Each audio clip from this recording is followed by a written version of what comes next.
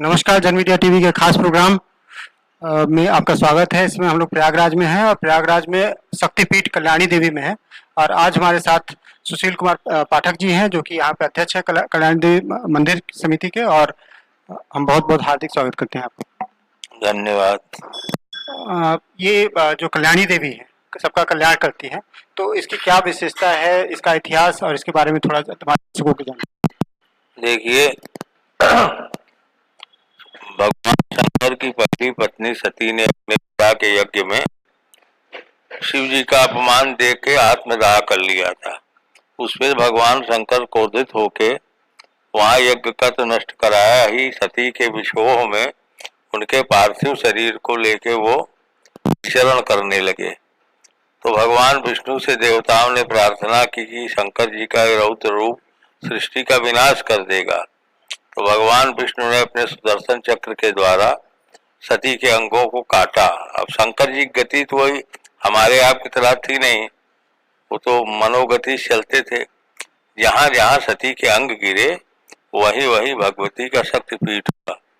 52 स्थानों पर अंग गिरे हैं। कुछ लंका में भी हैं, पाकिस्तान में भी हैं, बांग्लादेश में भी हैं, नेपाल में भी हैं। कुल मिला के 52 स्थानों पर अंग गिरा। प्रयाग में मां सती के हाथ की अंगुलियां गिरी। तंत्र चूड़ामणि में आया है, अंगुली वृंद हस्तस्य प्रयागे ललिता भव। भगवती सती की अंगुली गिरने से यहाँ देवी ललिता और भव नामक भैरव स्थापित हुई। अब एक बात बीच में आपको बता दें कि भगवान शिव फिर प्रसन्न हुए तो उन्होंने कहा कि जहां जहां सती के अंग गिरे वहां स्वयं भगवती विराजमान रहेंगी और मैं भी उतना रूप धारण करके उनके साथ निवास करूंगा। तो यहाँ भगवती के साथ भव नामक भैरव जी हैं, जिनका मंदिर पीछे अत्यंत प्राचीन मंदिर है। और तो अब स्पष्ट ये होना है कि ललिता शक्तिपीठ है कौन।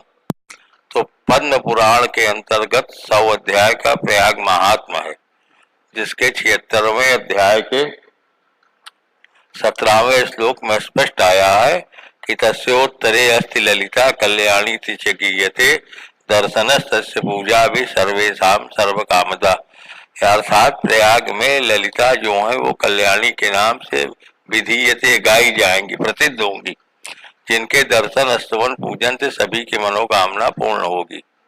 तो ये माँ ललिता का शक्तिपीठ है, कल्याणी देवी के नाम से ये प्रसिद्ध है। देखिए, जहां जहां सती के अंग गिरे वहां पहले कोई मूर्ति नहीं थी, वहां एक पिंड बन गया, वो जहां भी है। तो कालांतर में किसी देवता या ऋषियों ने वहां माँ की मूर्ति की स्थापना की।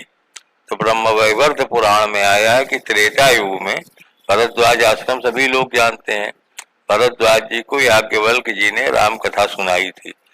त्रेता उन्होंने ही माँ कल्याणी की 32 अंगुल ऊंची प्रतिमा की स्थापना करके यहाँ प्रतिष्ठा की थी। अब त्रेता हुए तो 10.5 लाख साल हो गया। मूर्ति तो आज भी जो माँ की बीच वाली मूर्ति है वो 32 अंगुल की ही ऊंचाई की है। हाँ, चरण से लेके जहां तक वो चक्र लगा है 32 अंगुल है। तो प्रमाण युक्त, अच्छा, पुरातात्विक साक्ष्य के अनुसार भी डॉक्टर सतीश चंद्र काला यहाँ इलाहाबाद म्यूजियम के क्यूरेटर थे, तो शोध करते हैं ना काल का कि तो उन्होंने बताया था कि 7वीं शताब्दी की ये मूर्ति है। हाँ, अर्थात जो वर्तमान में माँ की मूर्ति है ये 1500 वर्ष प्राचीन है। तो पुराण इतिहास और ये जो है ये साक्ष्य जो है पुरातात्विक साक्ष्य के अनुसार अत्यंत प्राचीन पुराण वर्णित शक्तिपीठ है।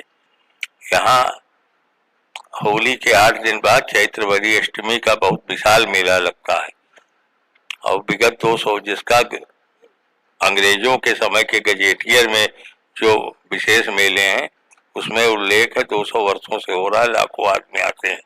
इसके अतिरिक्त दोनों नवरात्रि में शहर नगर प्रांत देश से लाखों भक्त माँ का दर्शन करने आते हैं। दोनों नवरात्रि में सचंडी महायज्ञ होता है, भंडारा होता है, प्रतिदिन माँ का सायंकाल 9 अलग अलग रूपों में श्रृंगार होता है, मानस की कथा या भागवत की कथा का आयोजन होता है।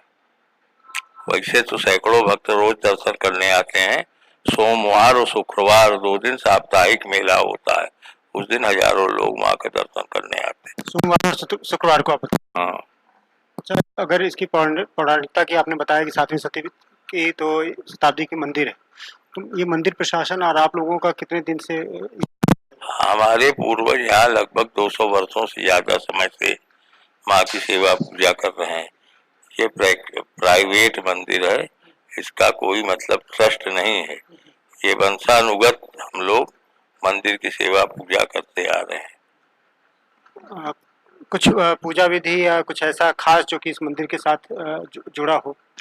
देखिए, वैसे तो प्रतिदिन सप्तशती का, दुर्गा सप्तशती का पाठ होता है। बाकी माँ की 3 समय आरती, 3 समय श्रृंगार, सुबह 5:30 बजे माँ का पूजन अर्चन श्रृंगार, फिर आरती, शाम को भी श्रृंगार हो गया, 7:30 बजे आरती होगी। सोमवार शुक्रवार या भक्त लोग यहाँ अपनी मनोकामना जिनकी पूर्ण होती है वो बहुत अधिक मात्रा में माँ का श्रृंगार करवाते हैं, तो माँ का विशेष श्रृंगार होता है। रात्रि को 11 बजे माँ का शयन होता है। माँ की चांदी की पलंग रखी है, इसमें माँ शयन करती है, फिर उस समय बंद हो जाता है, शयन आरती होती है। पूजा का विधान ये कि माँ को विशेष जो वस्तुएं माँ को, देखिए माँ को हलवा चना का विशेष महात्मा है, नारियल की बलि का विशेष महात्मा है, और बाकी जो भी सात्विक पदार्थ है वो सब माँ को चढ़ता है।